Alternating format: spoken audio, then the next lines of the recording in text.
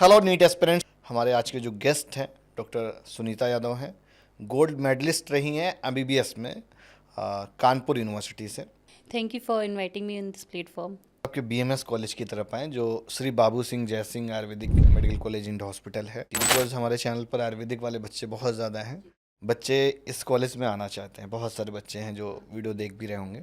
और जैसे कि वो हमेशा पूछते हैं कि सर क्या कट ऑफ जाएगा, क्या फ़ीस स्ट्रक्चर्स रहते हैं, कुछ एक्स्ट्रा एडिशनल चार्जेस तो नहीं हैं, फैसिलिटीज़ कैसी हैं। तो आप मुझे बताइए कि हम लोग क्या क्या प्रोवाइड कर रहे हैं बच्चों के लिए।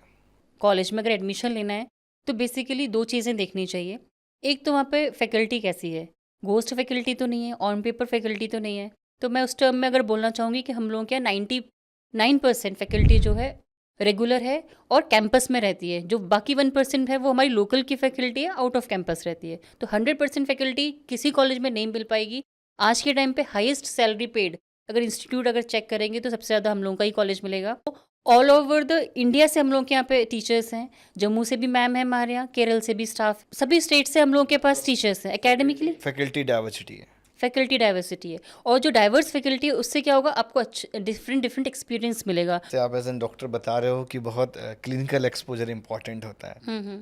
तो अभी हम आयुर्वेदा में कितना क्लिनिकल एक्सपोजर दे पा रहे हैं? आयुर्वेदा में अगर डिपार्टमेंट वाइज बात करें तो सबसे ज़्यादा हम लोग क्या सर्जरी, गायनी, पीडिया और पंचकर्मा, इसमें हम लोग फोकस करते हैं। और सेकंड पॉइंट होता है कि हॉस्पिटल के अंदर क्या क्या फैसिलिटीज़ अवेलेबल हैं, हॉस्पिटल हम लोगों का कैसा चल रहा है। अगर हॉस्पिटल में पेशेंट्स आते हैं, सभी डिपार्टमेंट्स रनिंग हैं, तो आपको वहाँ पर सीखने को मिलेगा। जो आप थ्योरी आपने गेन की है एकेडमिक में, उसको आप प्रैक्टिकली अप्लाई कर पाएंगे हॉस्पिटल में, अगर आपने हॉस्पिटल में काम किया है और हॉस्पिटल में काम सीखा है अपने टीचर्स के अंडर में।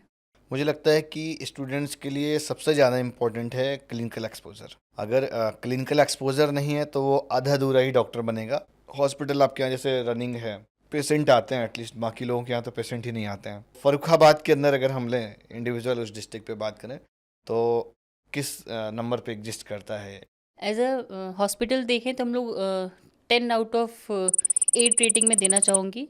और स्कोप 8 इसलिए कि स्कोप ऑफ इम्प्रूवमेंट हमेशा रहता है और यहाँ पर भी है, और we are working on that also. और अगर हम बात करें कि आज के टाइम पे जैसे हम हॉस्पिटल की बात कर रहे हैं तो हॉस्पिटल्स में दिन अभी किस किस तरह की हम लोग फैसिलिटीज़ दे रहे हैं, या इन जनरल रूरल एरिया है तो वहाँ पर पेशेंट किस तरह के आते हैं अभी आपके पास सबसे ज़्यादा?